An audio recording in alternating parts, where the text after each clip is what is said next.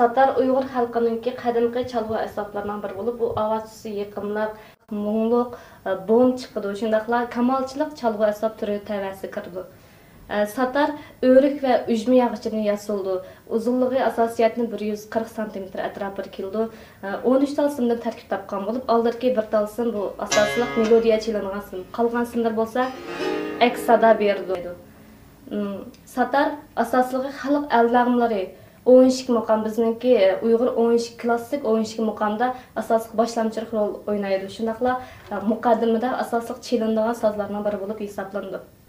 Satarning tuzilishi ma başdaki anısım kichik xatlik grup 1 D ovozga tangshildi. Qolganlari bo'lsa shu biz chammoqchi bo'lgan ahangninki kuy shakli asosan shu kuy shakli bo'yicha anoniki tangsak bo'ldi. Har bir ahangning o'zining talabi bo'yicha anoniki tangshildi.